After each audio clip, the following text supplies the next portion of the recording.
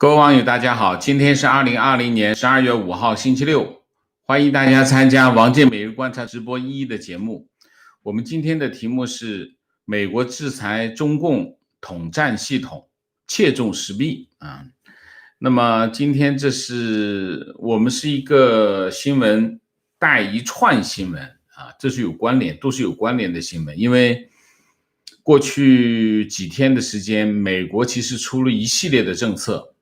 但是这些政策呢，我们单独做呢又很零碎啊，所以我今天把它统一的串起来讲这件事情。所以以统战系统这个来说啊，美国国务院12月4号宣布制裁中共统战系统，对统战官员及其参加统战活动的个人实行签证限制。那么他们声明说，因为中共长期以来一直在寻求在世界范围内传播马克思列宁主义。中共统战部门通过资助和支持海外组织进行宣传、威吓和欺凌反对中国政策的人啊。那么中国统战部门经常恐吓中国学术界、企业、民间社会团体和华侨社区的成员，包括新疆、西藏和其他少数民族宗教群体啊。那么蓬佩奥在新闻稿中说，他说今天我根据美国移民国籍法行使职权，对从事该活动的中国和中共官员或参与中共统战部门活动的个人进行签证限制啊。那么其中包括使用或威胁使用暴力、盗窃和发布私人信息、进行间谍活动、破坏国内政治事务、学术自由、对个人隐私或商业活动进行恶意干预的人。这些恶性活动旨在威胁美国和其他国家地区的地方领导人、海外华人社区、学术界和其他民间团体。我将继续实施此类签证限制，以明确表明美国不欢迎那些进行有违于国际秩序和准则的行为的人啊。你可以看一下啊。那么这次所谓的签证限制其实范围非常的广，它除了制裁中共的统战系统，它没有说仅仅是统战部啊，它是整个的统战系统，然后还包括参与统战系统搞的统战活动，各类统战活动。他刚才表述的这个范围非常的宽泛啊，只要你参加这个活动，我都会进行签证限制。所以你可以看美国现在开始记录这些活动了啊，所以你可以看到，就是说有一些什么侨领啊，这些搞什么同乡会啊，这些都会有问题啊。那么然后今天啊，昨天蓬佩奥星期五晚上一口气终止了5项伪装成文化交流的美中交流计划。那么他说，这些交流计划被北京当作大外宣的工具，参与的大部分是中国官员。这个5项被终止的计划包括什么呢？包括政策制定人中国教育旅行计划、美中友谊计划、美中领导者交流计划、美中跨太平洋交流计划、香港教育和文化计划。蓬佩奥说，这5项计划是中国方面全额资助和经营成为北京的软实力和宣传工具他说，这个计划主要为了保证中国的官员，确保中国官员能够有权参加访问美国的这些安排那么我大体上说一下啊，这个美国是12月2号就是大前天12月2号是今天星期六12月2号星期二星期几我看一下12月2号是星期三星期三宣布呢，对采取新的签证政策就是对中共党员进行签证限制2条。第一条，10年签全部缩短为1个月，也就是说，他现在宣布，那么1个月之内，所有的10年签，如果你不去美国，那就失效啊，就是10年签变成1个月有效，这是第一个，等于就是变相，因为你像现在这个时候，怎么会有人跑到美国啊？所以基本上你可以看中共党员的10年签基本上变相取消啊，这是第一个。第二个，1年，单月单次，就是说中共党员啊，我讲的是党员，还包括家属啊，旅行签证单月单次入境，就是1个月只能进美国1次啊，多了不行啊，就是这2个啊。那你把这个统战部对统战系统的签证限制，加上对中共党员的这个签证限制，你可以看啊，这件，然后再取消了这5项的这个交流计划，实际上就是美国在切断中共这个系统对美国就不让你来了，基本上基本上不让你来。那么大家知道啊，中共有3大法宝啊，哪3大法宝？党的领导、武装斗争、统一战线。武装斗争其实就是暴力啊，暴力。党的领导就是他的整个的目标啊，就是中共的核心目标就是党的领导啊，就建立一个党天下啊。那么党的领导跟武装斗争都在国内啊，那统一战线就不同了，统一战线不仅在国内，也在国外啊。所以呢，把制裁目标指向统战系统，非常有战略眼光啊，也非常切合中美关系的现状和中国对美国的渗透啊。统战系统有2个任务，第一个任务全方位的渗透，第2个任务大外宣啊。那么它是这2个任务的这个指挥中枢和主力。当然中国还有一些其他的渗透组织，比如说军队啊，比如说情报机构啊等等，但是那些呢相对专业啊，毕竟人数有限，因为专业间谍嘛，总不可能成千上万专业间谍，成本太高了，而且它聚焦某些特定的任务。那么统战不同，统战它非常广，范围非常广，人员也非常庞大，所以它的效果比这个专业间谍还要厉害啊！所以过去20年，中国在统战系统花大价钱，目的是什么？对西方世界有个特点，什么特点？开放，它是个开放的系统，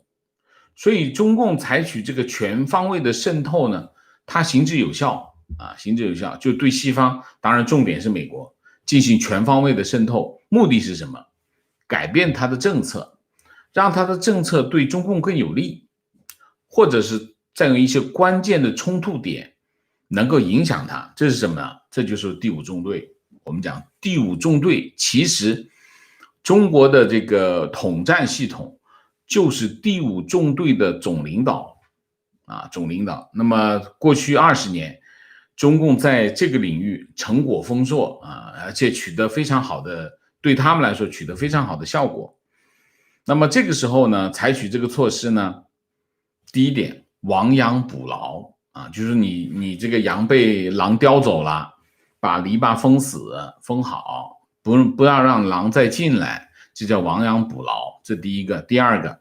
也是给下一任总统打好基础。打好基础是什么？就是你别再把篱笆门打开了，我这洞都给堵上了，你再打开这个篱笆门就不好意思了，就很碍眼。就是这个，就是还是那句话，垒高政策堤坝啊，垒高政策堤坝。那么其实你可以看啊，就是说，华盛顿智库叫 Jameston Foundation， 就是詹姆斯顿基金会，今年9月份发了一个报告，这个报告是专门研究统战系统，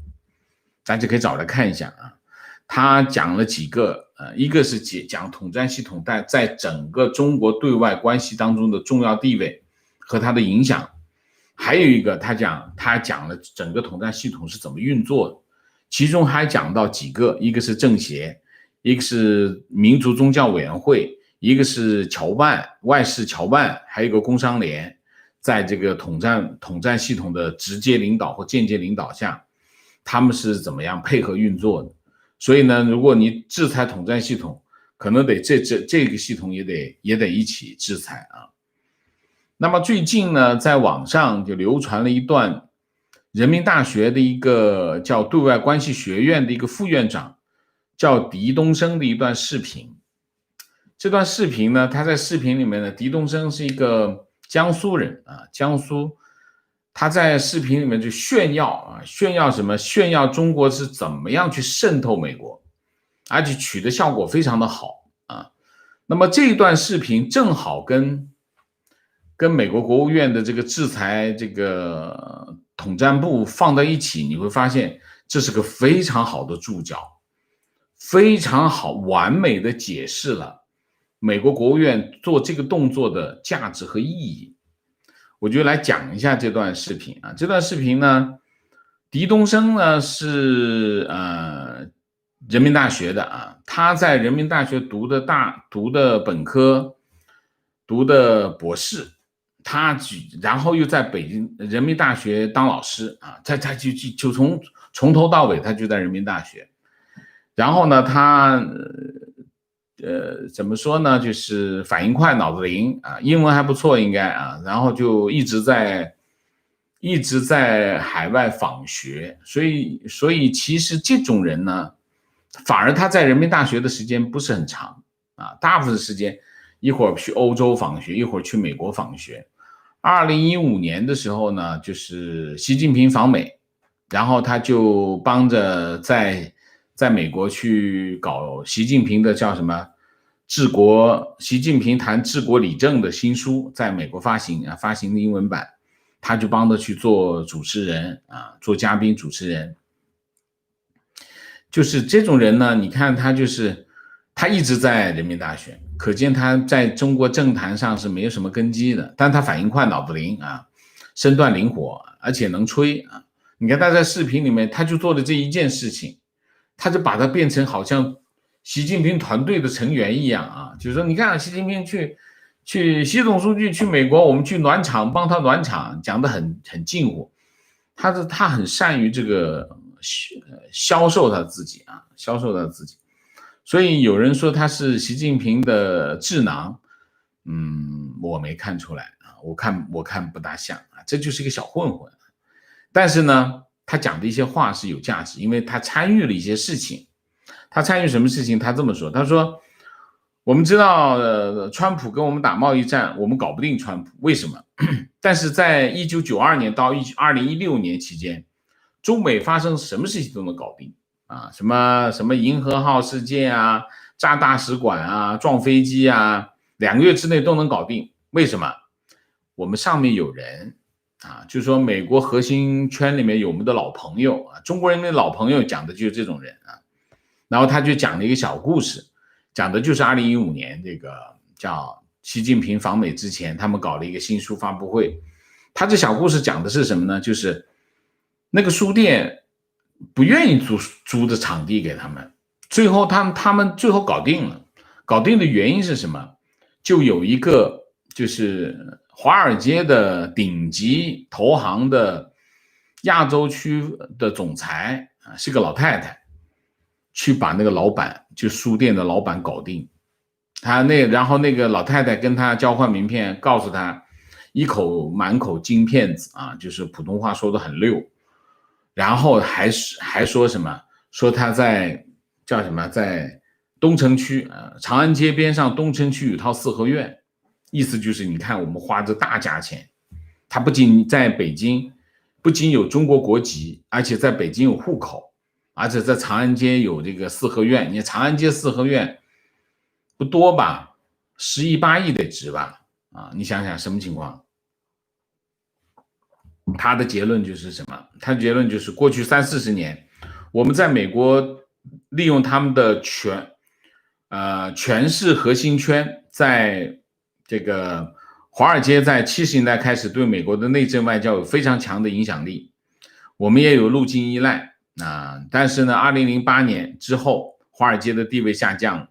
，2016年之后，华尔街搞不定川普，因为川普对华尔街有一次软违约，所以双方有矛盾。所以在中美贸易战的时候，华尔街也想帮忙，但帮不上啊。他说现在好了，你看拜登上台了，好，传统的精英、政治的精英、建制派，他们跟华尔街的关系非常密切，所以呢，就是你看拜登的儿子被川普说全球基金公司谁在帮他们，明白吗？啊，这就有买卖啊，他也在暗示啊，华尔街在买通这个拜登啊，所以我们在这个时候呢，表达一定的善意，肯定有能力缓解中美关系啊。我相信这段视频出来之后，这个狄东升够喝一壶子的啊！你想一下，这个影响多大？你说，而且是直接有具体的事例讲这个中共和华尔街之间的勾结啊，勾结在关键时候就发挥作用了。狄东升的这一段视频有价值吗？非常有价值，他提供了一个实证。实证是什么？就是证明中共跟华尔街之间的勾结。从去年开始，从中美贸易战开始，我一直在讲，在美国中共只有一个朋友，就是华尔街啊，我一直讲到现在，我还是这么认为啊。所以华尔街，狄东升提供了一个证据啊，但是呢，狄东升有2个误判，他在这段视频当中的这个分析，我不觉得他代表中共的决策层的看法，但是也代表了一定的看法。这里面有2个误判啊，第一个误判就是小偷能偷到东西，只有在一个情况下能成功，什么情况下？就是主人没在意，要不主人不在家，要不主人睡着了，对吧？如果对方已经警觉，我们家丢东西了，他开始在房门、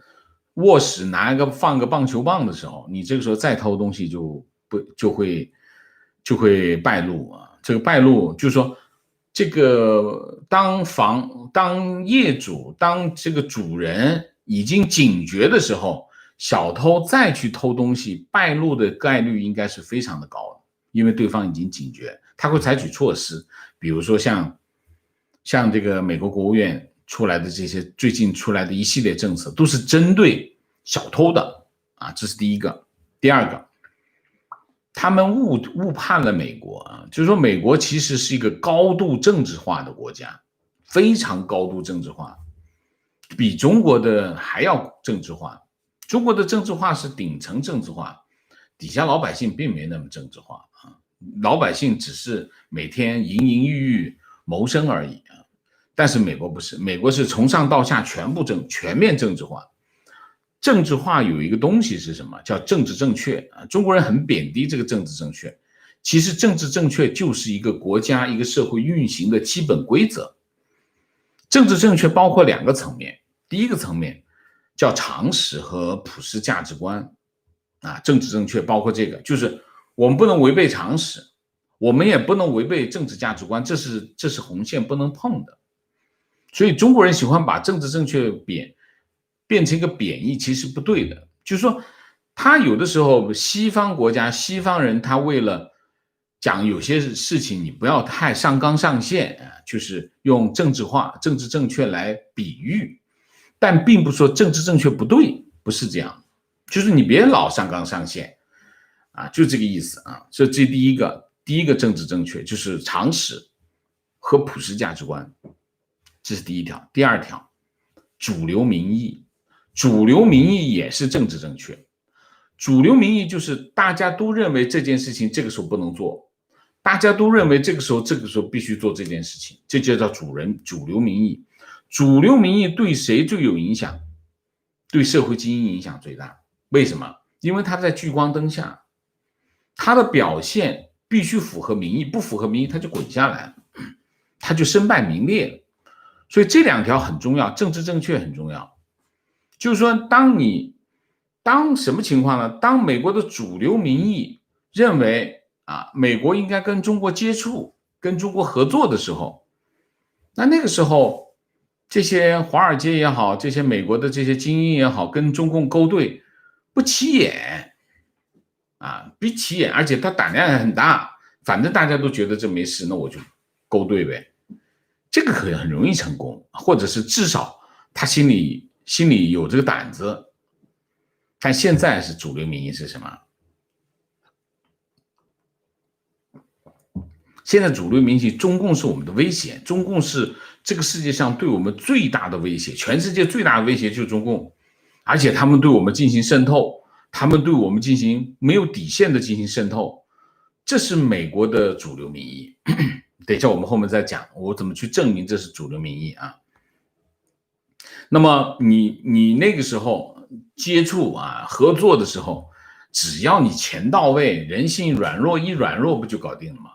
但是这个时候就不同了，这个时候精英在聚光灯下，你再去勾兑，你别忘了，这个时候所有的任何一个美国的精英在和中共勾兑，都具有爆炸性的新闻价值。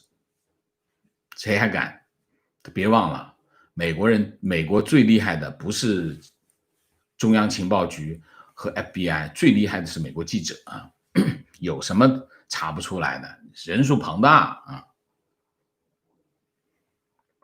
所以狄东升的看法其实是还停留在中美贸易战之前的时代。那你现在美国的在这样的美国主流民意之下，我不相信美国的精英们还有胆量去跟中共勾兑，而且我认为他自己也认为这是不对的。不要忘记了，政治正确对美国人的影响那是非常大的。你去看看美国电影就知道，那一个士兵最后拒绝了他上级的一个指令，冒着生命危险去拒绝他的指令，为什么？政治正确，我认为这是国家要求我这么干，我就这么干了，我愿意牺牲，我要这么干，这就是政治正确。所以呢，狄东升他们的看法，这个视频里面的看法，我认为是不对的，不对的。中共现在再想用原来的渗透模式，那是行不通的了。但是中共也不傻啊，别人干这个的，他还会有其他的方式进行渗透。所以道高一尺，魔高一丈，你来我往，不就是世界不就是这么运行的吗？好，那我们继续啊，然后就美国情报总监，我说说这个美国主流民意是怎么来的啊？美国国家情报总监约翰Ratcliffe 拉特克里夫12月3号在华尔街发表一篇文章，他说什么说？他说中国目前是对美国最大的威胁，也是二战以来对全世界民主和自由最大的威胁。国家情报总监是什么角色？国家情报总监就是总统的一个助手他的助手，他是把管着全美国的情报机构全部归他管，所以他讲话很有权威那么他直接向美国总统负责的他上面就是美国总统。他在文章这么说，他说情报很清楚，北京打算在经济、军事、技术上主导美国和世界其他国家。中国的经济间谍的手段是抢劫、复制和替代。中国窃取美国公司的知识产权，复制技术，然后在全世界市场上替代美国公司。联邦调查局经常逮捕窃取研发机密的中国公民。中国知识产权盗窃给美国造成的损失每年高达5000亿美元，相当于每个美国家庭损失4000到6000美元。中国窃取美国国防技术，实现习近平的计划，使中国成为世界上最重要的军事力量。这篇文章就讲了这几点那么昨天美国国会参议院情报委员会的两党领袖是谁呢？一个就是两党领袖，一个就是民主党，一个是共和党就民主党就是民主党名字不知道，共和党就是那个谁卢比奥联合发表联合声明怎么说呢？他们说我们同意国家情报总监拉特克利夫的观点，即中国对美国构成最大的国家安全威胁。我们的情报清楚显示，中国共产党将不惜一切代价发挥其影响力，取得全球的主导地位。北京对美国社会的渗透是蓄意且阴险的，他们利用一切可利用的影响力工具，以牺牲美国利益为代价，加速自身的崛起。声明还说，中国企图取代美国在世界的领导地位，并且希望将国际舞台重塑成为他们想要的样子，这也对美国的民主价值构成了威胁。中共专制领导人试图威胁我们的言论自由、政治、技术、经济、军事，甚至威胁我们抗击疫情的努力。什么叫主流民意？这就是主流民意。主流民意就是讲的就是这些东西啊。好，我们看看影响力在哪些还有一个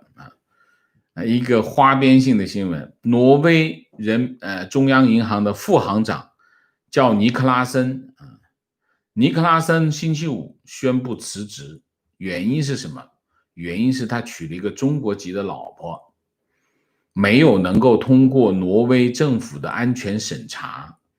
看见这个世界的潮流趋势吗？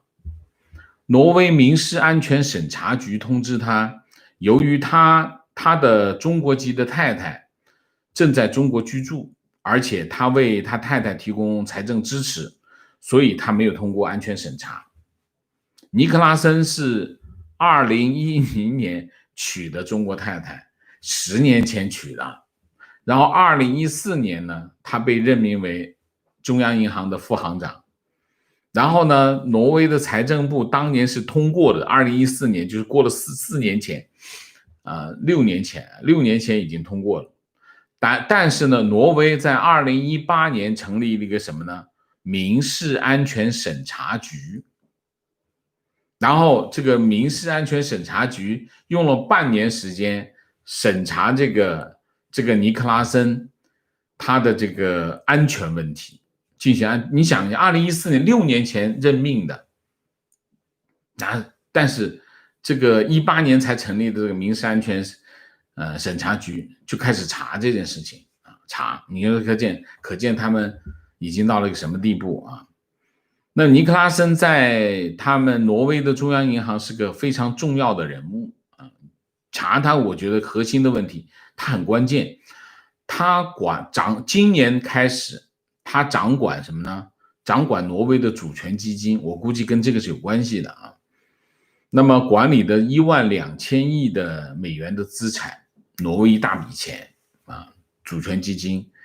这个主权基金投资中国投资了430亿，并不多这就是趋势这就是趋势。再讲2个新闻吧，一个新闻就是路透社报道川普政府不再延长 TikTok 撤资的这个命令那么8月份川普总统签署行政命令要求这个北京字节跳动剥离这个 TikTok 在美国的资产，否则就得关掉但是呢，就是5号就是12月4号12月4号他之前延期了一个星期。延期了一个星期的原因是主要是为了看材料延期7天。那么到12月4号就昨天就不再延期了但是路透社说他们还会再继续谈判那么大概就是这样。 TikTok 我估计就差不多了，应该就仁至义尽，基本上就差不多应该就到这儿了这是一个 TikTok 的案子。然后是国防部再增加4家中国企业，这是前2天的事情，但是我们一并报了。你可以看到川普总统其实最近完全没有闲着，在所有的对华政策层面4家中国企业列入中国军方拥有或者控制的名单那么包括什么呢？中芯国际、中国海洋石油就简称中海油中国建设科技有限公司啊，然后中国国际工程咨询公司，这个很大，这两个都很大，这都是大企业啊，除了中芯国际。那么现在列入这个军方拥有或者控制的名单里面，现在增加到35家。11月12号，川普总统签署的行政命令，将国防部认定的军方企业禁止所有认定的这个中国军方拥有或者控制的企业，把这些企业全部拉到一个什么黑名单里面去呢？就是禁止这些企业在美国资本市场融资。11月12号签署的行政命令啊，他这么说，他说从2021年1月11号美国东部时间上午9点半开始，美国人不得买卖中国共产党军事公司啊，就是刚才我讲的这些公司啊的证券和衍生产品，然后就是所有的，现在就是31家增加到35家，我相信它还会不断的增加啊，不断的增加，这是一个啊，大概就是这样啊。我觉得总结一下。川普总统在他现在，川普总统在两线作战，一条线是大选这一条线，如火如荼正在进行，他质疑美国的这次总统大选作弊啊，那么这是一条战线，另外一条战线，他的所有的政策没有停，每天都在出新的政策，非常忙啊，两条战线啊。那么这次的针对的目标就是中共的统战系统，这个动作非常的精准，非常精准，影响非常大啊，对中共在美国的渗透影响非常大，好吧？那我们今天的主题就到这里，我们下面进入互动啊。进入互动之前例行公事，请大家点赞，请新来的网友订阅，请大家加入我们的会员，支持我们做更好的节目。那么进入互动之后啊，请大家不要聊天，4个情况、问题、情绪、观点，好吗？我们看看今天大家有什么高见。今天本来是我们还有一个下周前瞻，但是今天做不了了，因为这个内容实在是太长了，好吗？Sophie 萌，谢谢啊，明谢啊，高喷赛，谢谢王波波，谢谢。老师好，上2期关于武汉肺炎讲话内容非常精彩，请您喝咖啡。就算失业1年了，但真的想表示一下。OK， 王伯伯，希望你尽快能够找到工作，好吗？Susan Rain， 谢谢。Simon 高，谢谢。观点：中共的出口管制真想不出拿什么出口，除了我们的护照吧。OK， 姥姥王，谢谢。打卡粪坑，九州沦陷区，西朝鲜的加油 ，OK， 萌冲，谢谢 ，Ego X， 谢谢，敬茶再次表示支持美国优先，川普的主权国家大于全球化的观念，才能让美国为自己的利益与中国对抗，才能让其他国家看到美国的立场并跟进，否则你看我，我看你就没有然后了 ，OK。Ego X， 我非常赞赏你对自己观点的坚持啊，我很赞赏你的这个态度，但是尽管我不同意你的观点，没关系，我们还可以一起讨论啊，我们的这种讨论呢，能够增进我们对美国优先的这个观点的看法，好吗？谢谢啊，John 江，谢谢。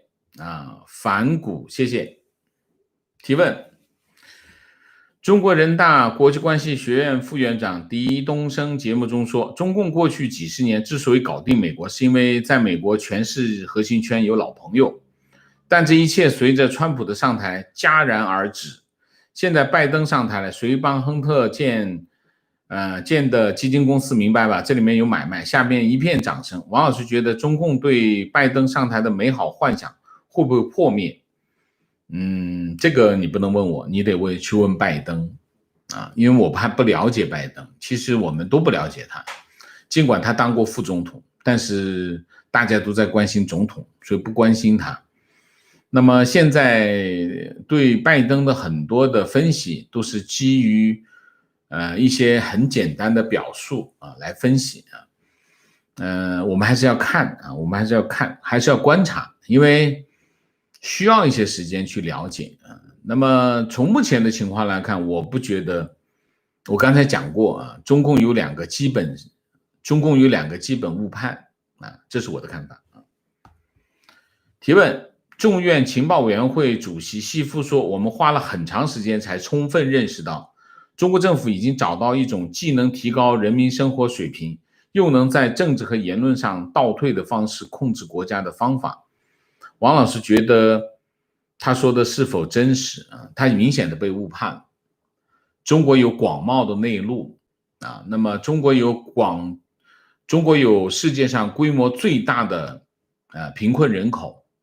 所以中国政府是提高了人民生活水平，这个没有错。这是什么前提？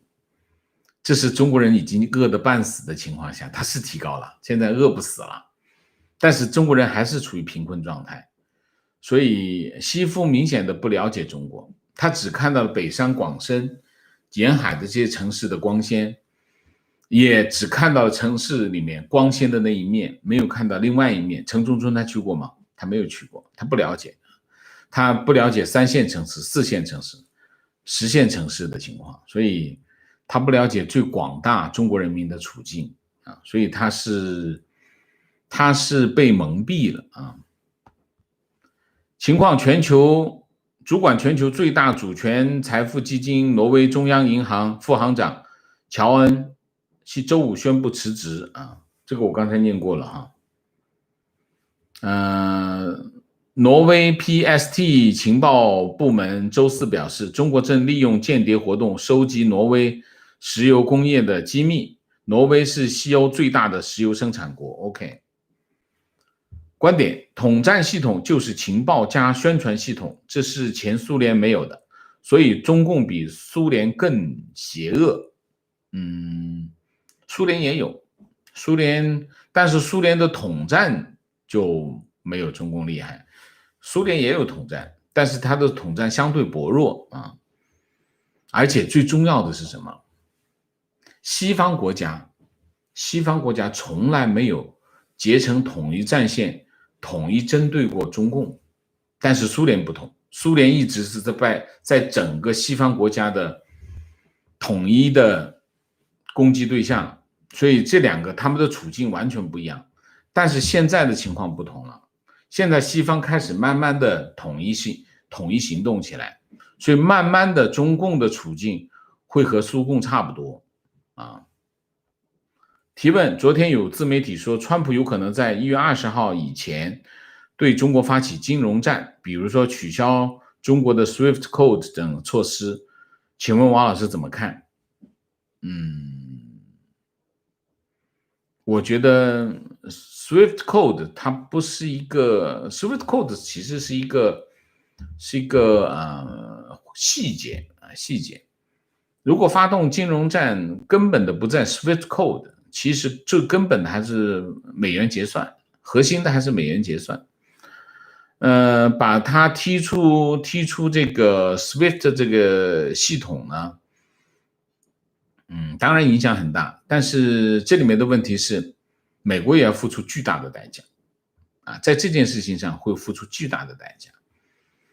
川普会不会轻易的启动一场这样的动作？现在是不是到了这个时候？但你要知道，如果美国发动金融战，那就是总决战，它有可能引发战争或者其他的更激烈的对抗。美国现在主流民意当然都在处于一个科普状态、普及状态。大家想一下，冷战时期美国人怎么看苏联？那是敌人，所有人认为那是敌人，那是要威胁我们生活方式的敌人，所以必须用尽所有的力量对付苏联。所以那个时候美国才对苏联采取所有的战略性的动作都会得到支持。现在是的，现在美国主流民意已经开始理解中共对美国的威胁，但是有没有变成像苏联那样深入人心，变成一个统一的行动呢？还没有，那还差得远。所以在这个情况之下，美国会不会轻易的进行一场这样的决战性的动作呢？我觉得条件还不成熟条件还不成熟。何况川普总统在1月20号在他的这个任期快要结束的时候启动一个这样的动作，他能得到美国人民甚至国会的全力支持吗？我觉得大家不会这么做，所以我不认为他会这么干大家想一下，这跟发动一场战争差别不大情况打卡东京，提供一点说明。上个节目有网友说核电站的事情，我相信有10个网友已经给我科普了那你再科普一次，那我们就差不多了，好吗？现阶段世界各国使用均为核裂变的核电站。该网友说，中共制作了核聚变式的核电站，所以认为核电站是大跃进式的浮夸宣传。到目前为止，人类还没有做到可控的核聚变，核聚变仅只能利用在武器上OK， 氢弹OK。提问：党员10年前1个月直接作废吗？亲戚是党员，但不是官员，签证时忘记有没有填是党员，这类情况要直接联系移民局吗？我不知道他的意思新闻里面是这么讲，就是10年签变成1个月有效10年有效变成1个月有效。他之前的签证是不是变了，还是新的签证只能够签1个月？我不清楚，有可能是后者，也可能是前者观点：上海一个15岁男孩为了禁止有人在公共场合吸烟被挑衅，男孩正当防卫却被诬陷5万元。后来家长在微博求助，警方公布录像才还他清白，可还是做了罚款200元和警告的处分。这个男孩还不知道学校会怎么处理，都觉得中国人行为和思维野蛮不可理喻冷漠，在这样的法律下谁还敢伸张正义？15岁正是价值观形成的年龄，以后这个少年会为了正义站出来说话吗？全国的家长会允许孩子向他学习吗？网友评论：在国内打击的就是见义勇为，敢站出来直言批评的人，因为 CCP 知道他们干的事情最怕碰到这种敢质疑、敢直言的人，因为谎言经不起辨识，非常正确。这个男孩的行为跟之前有人扶老人被老人诬陷的情况是一个，这个男孩的行为跟什么呢？跟有人见义勇为然后这个正当防卫一样的性质。所以中共的法院对这种行为全部都会让他付出代价，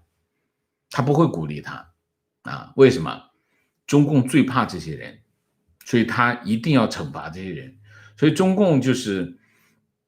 我们讲在道德上他基本上是反道德的观点：政治正确是 CCP 渗透美国最大的工具， CCP 最擅长道貌岸然的说好听的话，然后做肮脏的勾当。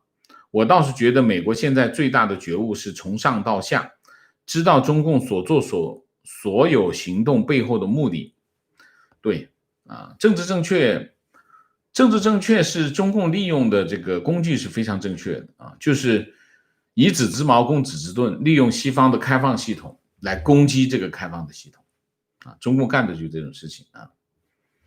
观点：大部分美国人都没有遇到那么邪恶和谎言成性的国家和政党，很多人都觉得这不可能不符合常识。当然 CCP 完全就是不符合普世价值，他们的目的就是要把红旗插遍全世界。一个典型的农夫和蛇的故事，正好在美国这个农夫还没有被咬死，现在开始动手消灭这条毒蛇，非常正确。情况：王老师，我是蛋壳的租客，今天跟房东谈了，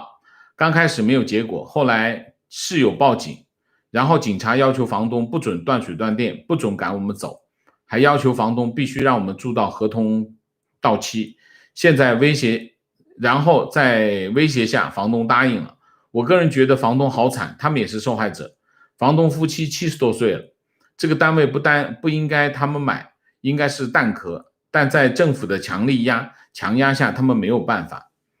政府非常无耻啊，就是说，其实在这件事情当中，只有一个加害方，就是蛋壳啊，蛋壳公司。政府应该干什么？政府应该对蛋壳动手，而不是对房东或者是对房东动手。对房东动手，这是最无耻的，就是转软柿子捏啊。观点：蛋壳暴雷就是典型的政商勾结、割韭菜，租户贷款的钱从一开始就挪作他用，银行监管从开始就失效，简直是登峰造极。房东和租客都不应该承担损失，非常正确。情况：安徽一小镇，我老家，今天知道亲戚家两个小学生，学校安排打流感疫苗，镇医院医生来打，一个孩子一针150，很贵。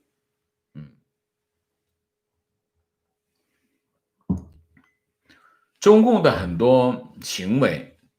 其中都渗透了很多的商业利益在里面，或者是中共的很多执政行为，或者是政府行为、行政行为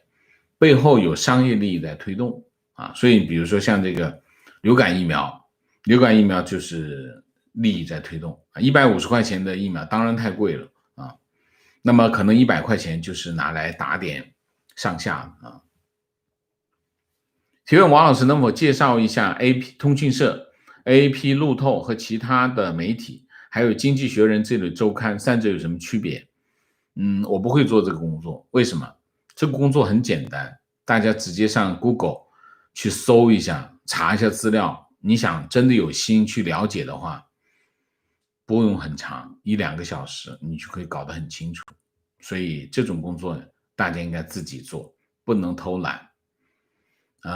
我经常讲的是什么？就是说，如果你有心去做某件事情，其实现代社会方法工具都很多啊，所以希望大家自己做，自己做来的东西才真的有感觉，喂到嘴里的东西呢，未必能够记得那么牢啊。情况：王老师提到挪威人娶中国太太被撤职的个案例，让我想到我一位中国女性朋友嫁给一位法国军职人员文职的情况。她老公本来被批准参加一项军方网络重要研究，已经全家搬去了某部队所在地报道，但最终被政治审查筛下来，然后又调往其他的任务。大家理解吗？这就是什么？这就是全世界开始发生了变化。很多人认为我们讲的这个全球性的西方国家开始警惕中共，以为只是说意识上的行为，不是的。这种警惕是它会反映在各个层面啊，从留学生报专业到我刚才讲的这么极端的例子啊，都会反映出来这些东西。所以我经常讲，小偷成功的原因是因为主人不在，或者是主人不在意啊。等主人他开始警觉的时候，小偷就不那么容易成功的了啊。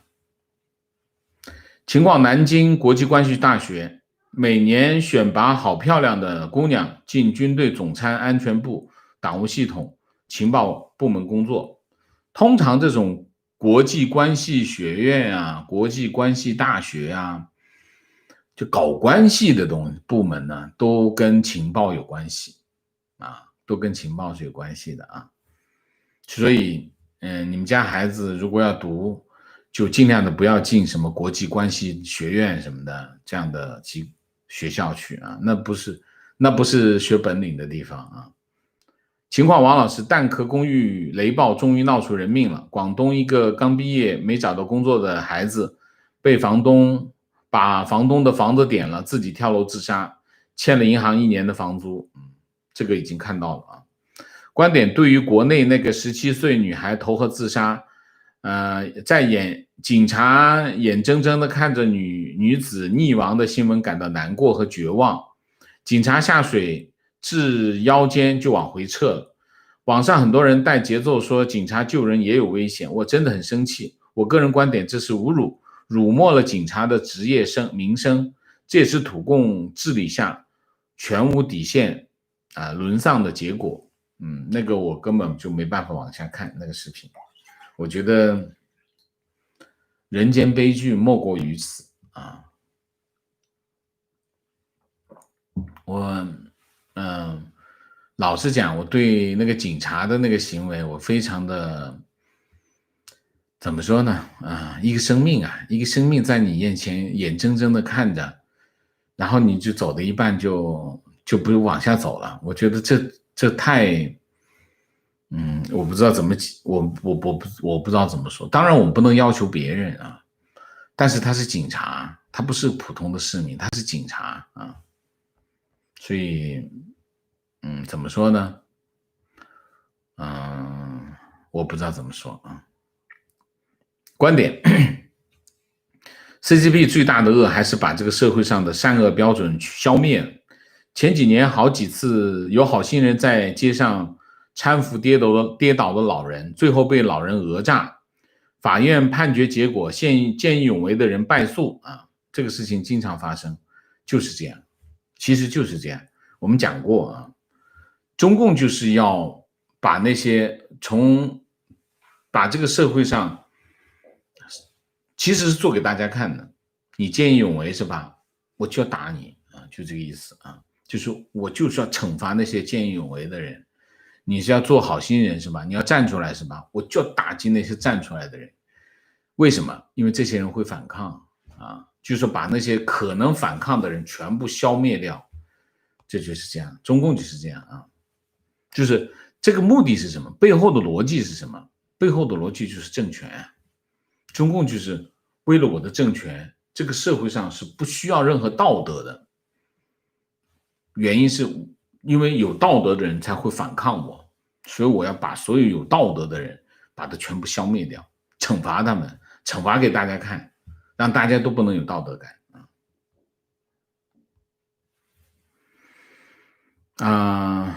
观点，警察没有救人的事件完全是政府失职，警察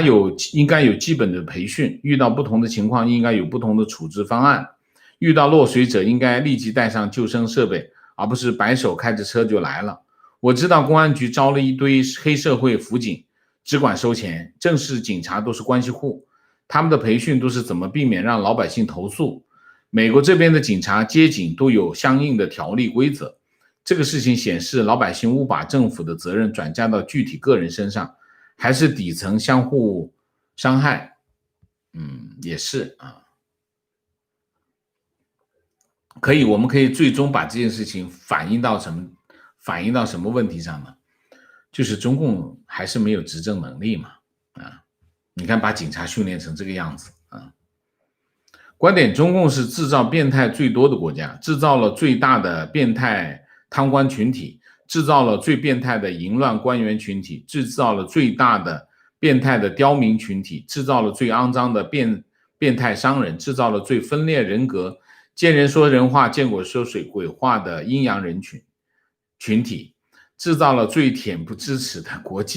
国内公交车娼妇群体，制造了最严重的斯德哥尔摩患者群体。去年才刚饿死3000万，今年就开始喊万岁，还喊了10多年。OK， 情况，前几天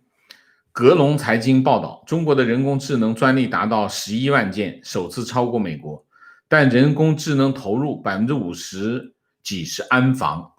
，10%几在金融，所以格隆调侃，一是盯着你的人，二是盯着你的钱人工智能就是要么盯着你的人，就是人脸识别啊这些，要么去盯着你的钱情绪现在避免和国内的朋友聊天，三观不同实在没什么好说的。有时候我觉得应该多和他们说一下，让他们看到外面的世界和不同的声音。有时候我知道他们很多人也是身不由己，有时候我也看到他们被洗脑自身，常常觉得可怜、可悲、可叹啊。观点，王老师上2期关于疫情的节目真的非常好，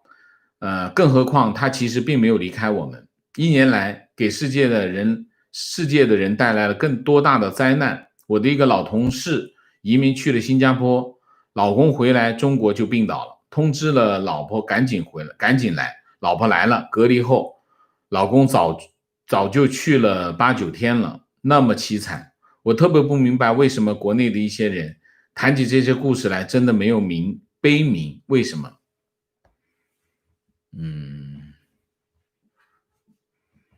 还是没有道德感吧，我觉得啊。情况，昨天错过了有关疫苗的主题直播，今天补上法国的情况。法国政府昨天官宣，在1月份接种辉瑞的五费疫苗，首批2000万剂，主要优先给全体第一线医护人员和养老院的老年群体。第2阶段是有慢性病史的体弱群体，第3阶段是明年春天给其余的青壮年群体。这次注射疫苗全部免费，但是马克宏表示不会强制注射，因为许多法国年轻人表示情愿到4、5月份法国产的疫苗上市后再打，反正时间差不多。OK， 观点，王先生长期观察，从事客观又平衡的大陆新闻时事、政治和经济深度分析，本人收益不浅。今日分享一个小幽默啊。大师，我女朋友虽然有缺点，但优点让我难以忍受，怎么才能让她只有优点没有缺点？大师笑答，方法很简单，你先下山为我找一张只有正面没有反面的纸回来。男子略欲沉吟，下山而去，很快就上山回来，递给大师一张人民日报。大师从此闭关，不再过问世事啊。OK。情况，坐标苏州的台资厂，伟创资通工人告诉我，这个月和10几个同事去印度的分公司培训印度工人，一次出差大概1个月。据他们说，印度的工厂规模很大，大约5、6万人，台资在向东南亚和南亚迁移，很快大陆的电子厂工人将失业。世硕的工人也说，他们的产线在削减，这个月周末就不加班了。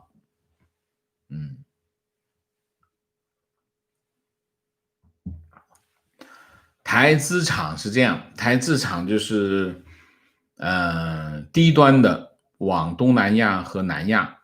就往印度和东南亚迁啊，高端的回台湾，基本上是这样啊。电子厂啊，大家千万不要小看我们讲的电子厂，电子厂可不是生产的电子表啊，那不是的啊。台湾的电子厂基本上世界规模最大的就是台湾的电子厂。中国的出口，那当年的中国的出口一半是台商，一半是港商，现在港商越来越少，为什么？港商转型做其他的产业，然后台商还在做制造业，电子制造这都是大量的台商在做。那么其实过去20年两岸关系是不均等，大陆占有非常大的优势为什么？其中有一个核心的原因就是台商，因为台商都跑到大陆去开厂，台商跑到大陆去开厂，台湾产业就空洞化。台湾产业空洞化呢，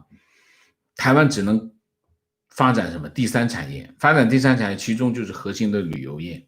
所以又依靠什么？又依靠大陆游客。所以那个时候呢，台湾呢，一方面呢，台商在大陆当作人质，另外一方面又依靠大陆的游客，所以你像两岸关系当然非常的不均衡。所以你看台湾，无论是在马英九时代还是在其他的时代，他们不敢对大陆做任何的动作，其实是有原因的除了政治上的因素，我们讲现实那么今年的情况就发生了非常大的变化，2个原因。第一个原因就是台商开始回台湾，就是因为中美贸易战。中美贸易战让很多的台商，特别是高端的电子厂回台湾，一回来一家厂一回来，它的配套厂几十家上百家，那就一起回来。那么台湾现在的情况就是台湾岛内的景气度非常高，然后它房地产、股市、房地产都很红火就虽然你看全世界都疫情，台湾还是增长，经济还是增长，那不是统计局做的数据，那是真的是在增长，形势就是一个这样的形势所以世道变了，这是情况。泰国曼谷昨天祝贺中泰建交45周年纪念酒会，我的2个同学都是同学会，给他们1500泰铢让他们参加的，包括宴会、酒会，一个人1500泰铢，你去参加给钱，还给钱这世道变了吧情况，中共制造了若干个世界纪录，一是非战争时期饿死3000万以上的世界纪录，二是砸烂本国一切古迹、古董和传统文化的世界纪录，三是发动全国人民一起六亲不认的举报批斗所有人的世界纪录，四是常委到村长全党集体腐败，腐败之后疯狂吃喝嫖赌世界纪录，五是中共制造了全世界最严厉的言论管制和焚书坑儒，堪比封建王朝秦始皇的世界纪录，六是中共以无产阶级起家后自己变成了最大的资产阶级，还不忘记说是共产党的世界纪录很好，总结的很好。提问，翻墙出来听了王老师的讲解，明白了一些事，很心塞，每晚都睡不好。王老师的节目在北京时间23点，同样是威权统治，为什么中国国民党可以倾听民意，开放党禁，走向民主，而中共却越来越走向人民的反面呢？同样是集权独裁，我一直认为两党是差不多的，请问王老师，他们有什么本质的不同？中国大陆人怎么样才能获得民主？我们也曾经像台湾人那样抗争，但是中共用坦克碾碎了。有2个因素不一样第一个因素，基本上中共是关门打狗，把大陆门一关起来，他在里面胡天胡地，没人管台湾不同，台湾美国对台湾的影响至深，所以在台湾的民主进程当中，有2个因素是最重要。第一个因素就是台湾人的抗争，台湾人的不懈的努力抗争，这是非常重要的一个内部因素的，而且台湾人流血流泪，你们去自己去看，我就不说了这是第一重要的因素。第2个因素是什么？就是美国人的帮忙，美国政府的帮忙，美国政府的帮忙遏制了国民党的残暴，就是当他发现他要做这个动作，他后果很严重的时候里外一夹击，他就不敢动了，不敢动，这个事情就往前走，最终台湾实现了民主政治。所以这里面有内因有外因内外条件相互配合的结果。中国大陆的最大的问题就是关门打狗，把门一关，所以中共天天在讲最怕的是什么？外国势力干涉天天最怕的就是外国势力干涉，就这个原因所以两岸的处境是不一样的情况，我的老师是纽约大学集成电路系教授，毕业于台湾交大，他是第一代台湾去美国留学学习集成电路产业的学生。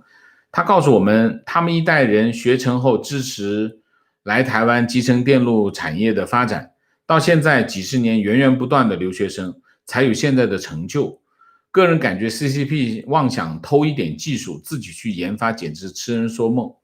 非常正确。台湾人在电子行业的这个积累投入和孜孜不倦的几十年来的发展，才有今天的成果。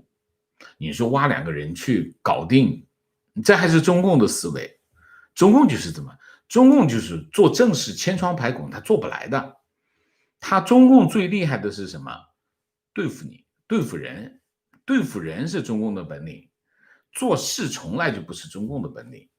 中共从来就没想，他就从头到尾就没想过踏踏实实做事，所以这件事情搞不定。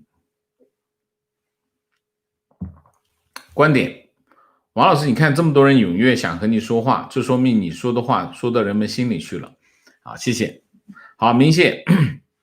黄征培，谢谢 Alice Lee， 谢谢 Leonardo， 谢谢 Helen 张，谢谢王老师，周末愉快，谢谢十月天，谢谢。好邓丹，谢谢。好，我们今天的节目就到这里，感谢大家的参与，我们下个节目再见。再见之前，请大家点赞，请现在的网友订阅，请大家加入我们的会员，支持我们做更好的节目，做更好的自己，谢谢大家，谢谢。